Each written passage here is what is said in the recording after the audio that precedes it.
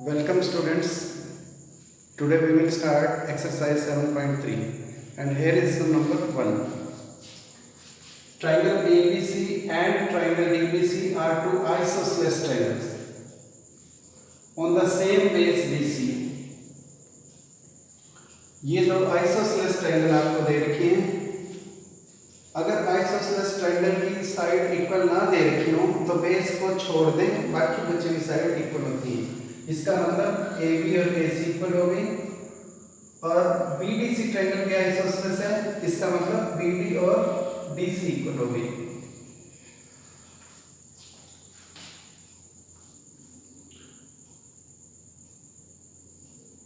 If AD is extended to intersect BC at P, AD को P तक बढ़ाया गया है, तो आपको ये चार पार्ट प्रूव करने हैं. Triangle ABD congruent to triangle ACD, triangle ABP congruent to triangle ACP, AP bisects angle A as well as angle D, and the last part AP is perpendicular bisector of BC. So first we will do first part, triangle ABD and triangle ACD. See in the figure, this is triangle ABD and this one is triangle ACD. इन दो triangle में हम देखें AB और AC equal है, BD BC के equal है, AD और AD common है, तो दो ट्रायंगल आप SSS से कॉन्ग्रुएंट प्रूव कर सकते हैं. तो let's do first part. In triangle ABD and triangle ACD, AB equals to AC. These are equal sides of isosceles triangles. Equal sides of isosceles triangles.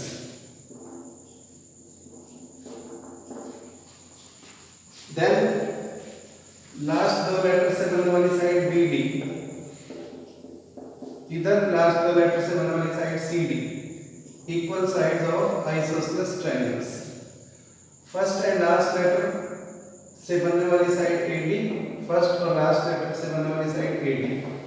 AD equal to AD common. तो देखें आप, AD equal to AC होगी, BD equal to CD होगी, AD equal to AD होगी. तो these two triangles are congruent and the condition is SSS. Side, side, side. So this is our first part. Second part में हमारे को prove करना है triangle ABP congruent to triangle ACP. इस part को prove करने के लिए पहले हम पिछले पार्ट को देखते हैं. पिछले पार्ट में हमने प्रूव किया है triangle ABD congruent to triangle ACD. ये हमने प्रूव कर लिया है. अगर ये दोनों ट्रायंगल्स कॉन्ग्रुएंट हैं तो इसका पहला एंगल A और इसका पहला एंगल A इक्वल हो जाएंगे. इसके फर्स्ट एंगल A को हम एंगल नंबर 1 मान लेते हैं और इसके फर्स्ट एंगल को हम एंगल नंबर 2 मान लेते हैं. ये आर्क आप अलग अलग लगाया करो ताकि आपको अलग से पता चल जाए एंगल 1 कौन सा है, 2 कौन सा है. तो triangle ABD is congruent to triangle ACD proved. इसका मतलब एंगल 1 इक्वल टू 2 CPCD. अब हम आते हैं अपनी उन दो ट्रायंगल्स में जिनको हमें कॉन्ग्रुएंट प्रूव करना है. उनके नाम लिखते हैं in triangle ABP and triangle ACP. First two letter वाली side AB, first two letter वाली साइड AC. AB और AC पिछली बार भी हमने प्रूव किया था equal sides of isosceles triangle. Then इस ट्रायंगल का एंगल A और इसका angle A, that means angle 1 equal to 2. ABP का angle A, that means angle 1. ACP का angle A, that means angle 2. ये हमने अभी प्रूव कर लिया है. प्रूव फर्स्ट और लास्ट लेटर वाली साइड AP और फर्स्ट और लास्ट लेटर वाली साइड AP. तो AP equals to AP common. तो दोनों ट्रायंगल्स अब कॉन्ग्रुएंट हो जाएंगे. कंडीशन हमारी क्या लग जाएगी ये अभी हम देखते हैं. कंडीशन हमारी लगी side, then angle, then side. This side, this angle 2 and this side. side angle side. So this is our part number 2. Let's do the third part. AP bisects angle A as well as angle D. AP bisects angle A and angle D. Angle 1 और 2 equal है, इससे ये prove हो जाएगा AP bisects angle A. अगर हम ये angle और ये एंगल इक्वल प्रूव कर देते हैं तो ये प्रूव हो जाएगा AP bisects angle D. तो पहले हम यहाँ पर एंगल 3 और यहाँ पर एंगल 4 ले लेते हैं, यहाँ एंगल 5 और यहाँ एंगल 6 ले लेते हैं। हमने फर्स्ट पार्ट में प्रूव किया था ट्रायंगल ABD, यहाँ पर D था, triangle ABD congruent to triangle ACD. This was proved in part number 1. अगर ABD और ACD congruent है, ABD का last angle D, that means 3, ACD का last angle D, that means 4. तो एंगल 3 और 4 आपके इक्वल हो जाएंगे CPC। अब क्योंकि AD is produced to P, तो AP एक लाइन हो गई, AD is produced to P,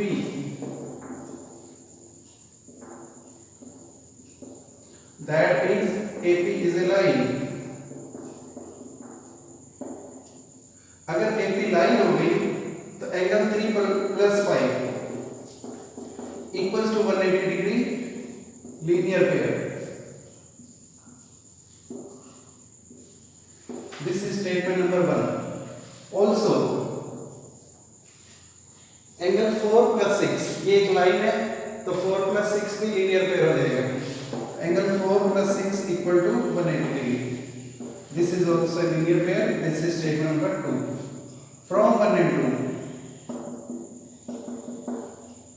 3 plus 5 equals to 4 plus 6.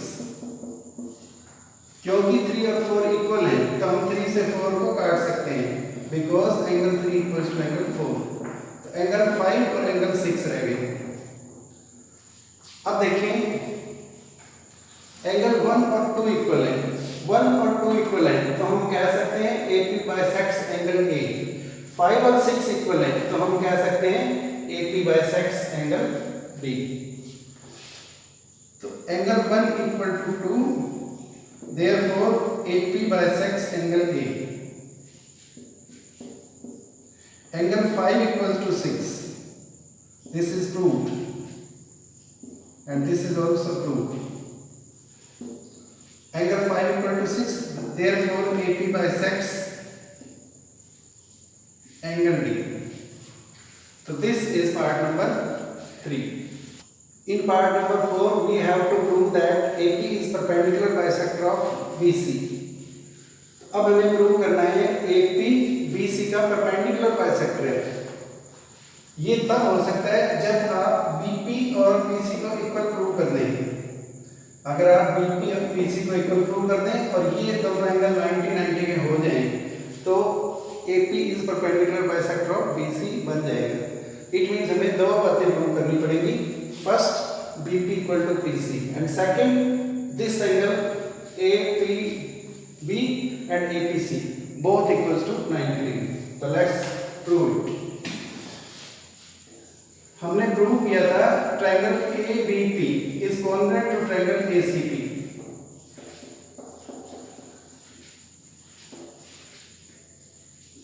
अगर ये दोनों ट्रायंगल कॉन्ग्रुएंट हैं तो लास्ट 2 लेटर से बनने वाली साइड BP लास्ट 2 लेटर से बनने वाली साइड CP से बराबर हो जाएगी, corresponding parts of congruent triangles.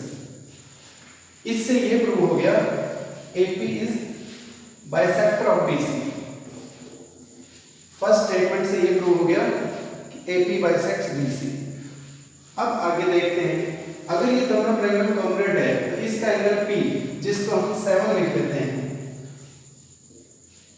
और इसका एंगल P ABP और ACP का P एंगल A, जिसको हम 8 लिख लेते हैं। ये आर्क अलग अलग दिखा हो, 7 यहाँ से शुरू है तो 8 थोड़ा सा ऊपर से शुरू कर दिया हमने। equal to 8. This angle P 7, this angle P equal to 8, CPCT.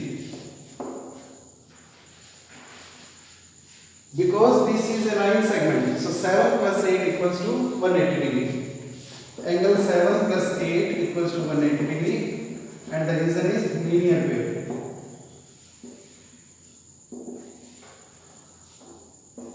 क्योंकि 7 और 8 इक्वल है, इसलिए हम 8 की वैल्यू 7 पुट कर सकते हैं। 8 की वैल्यू हमने 7 पुट कर दी, तो double of 7 equal to 180 degree. Angle 7 equal to 180 by 2, 90 degree.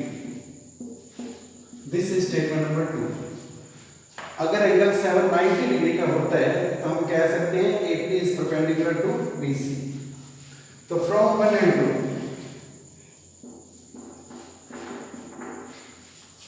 First statement कह रही है BP equal to CP, that means BP और CP बराबर है, AP is bisector of BC। Second statement कहती है एंगल 7 90 डिग्री का है। अगर ये एंगल 90 डिग्री का है तो हम कह सकते हैं AP is perpendicular to BC। तो from 1 and 2 we can conclude AP is perpendicular bisector of BC. So this was sum number 1. Let's start sum number 2.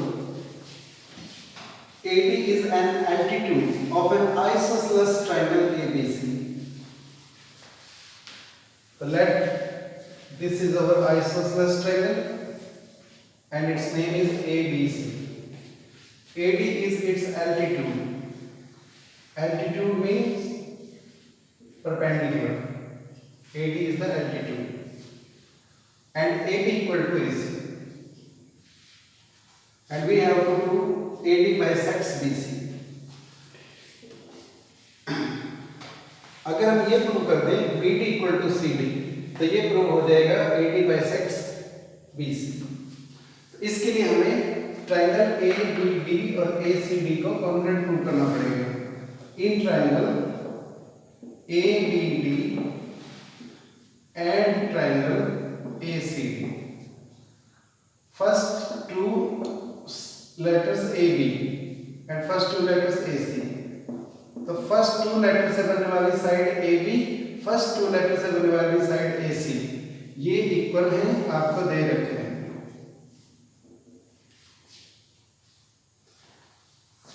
AD is altitude, therefore angle 1 and angle 2 are each of 90 degree.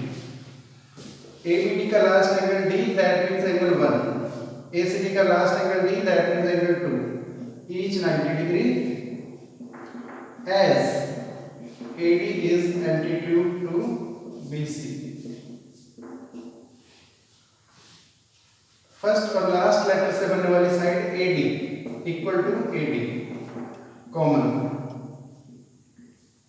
First और last letter वाली side AD, first और last letter से बनने वाली side AD।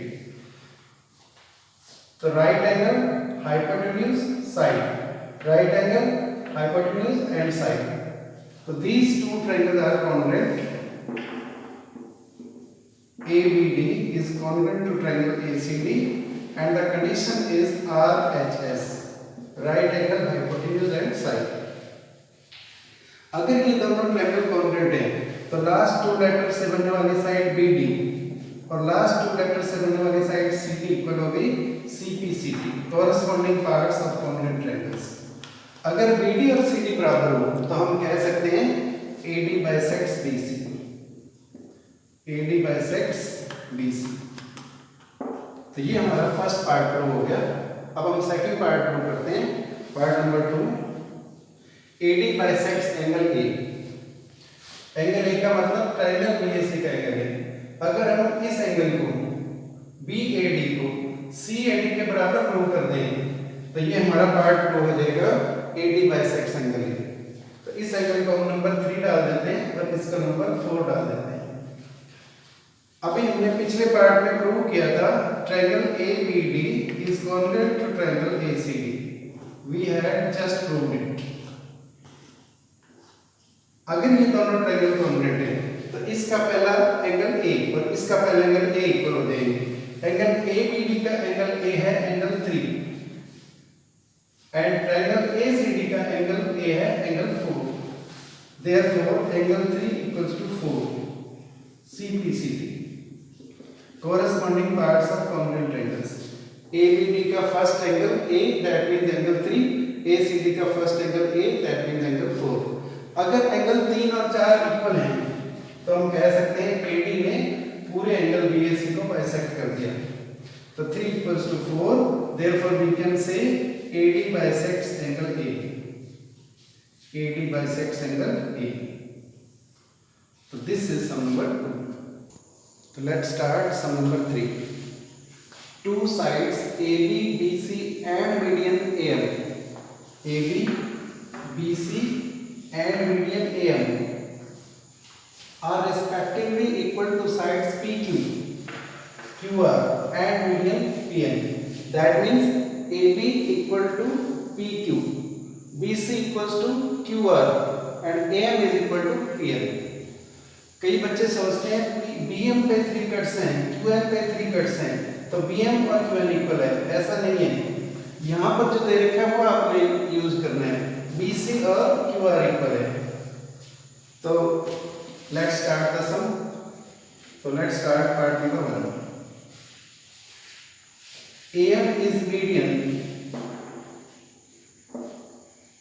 of triangle ABC, therefore BM equal to half of BC। This is statement number 1।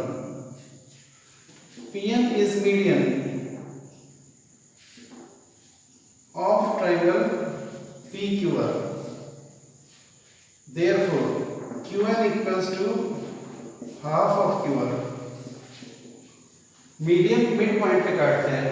AM median है तो BC के mid point पे काटेगा। मिड पॉइंट पे काटेगा तो मतलब बिल्कुल बीच में काटेगा। तो BM पूरी BC का हाफ हो गया। PN मीडियन है तो N मिड पॉइंट है, N मिड पॉइंट है तो QN equals to half of QR। BC equals to QR is given। This is statement number 3। So from 1 to 3 we can conclude BM equals to QN। तो 1, 2, 3 statement से result निकला BM और QN equal है। अब हम जाएंगे in triangle ABM and triangle PQN। First two letter वाली side AB equal to PQ, it is given. अभी हमने प्रूव किया है BM equals to QN। BM equals to QN। Last two letter वाली साइड है BM, लास्ट टू लेटर वाली side है QN। We have just proved. And first और last letter वाली side AM equal to AM, it is common. Sorry, AM equal to PN, AM equals to PN, it is also given. Median AM was equal to median PN। Therefore, two triangles are congruent under the condition. Which condition is applicable? Side, side and side, side, side and side, SSS। So these two triangles are congruent under SSS condition। So now start its second part। So let's do part 2। In the previous part, we had proved triangle ABM is congruent to triangle PQN। We have proved it। अगर ये दोनों triangle congruent हैं तो इसका बीच वाला angle B और इसका बीच वाला एंगल Q इक्वल हो जाएंगे। Angle B equals to angle Q CPCD, corresponding parts of congruent triangles। अब हम आते हैं इन ट्रायंगल्स में जिनको कॉन्ग्रुएंट प्रूव करना है। In triangle ABC and triangle PQR। First two letter वाली side AB equals to PQ, it was given. This AB equal to this PQ। बीच में जो एंगल B है एंगल Q के बराबर है तो ये एंगल P और ये एंगल Q इक्वल हो गए हमारे। लास्ट टू लेट वाली साइड BC और लास्ट टू लेट वाली साइड QR, ये हमारे को दे रखे हैं given. Therefore these two triangles are congruent and condition applicable is side, angle, then side, angle, side. So these two triangles are congruent under the condition SAS.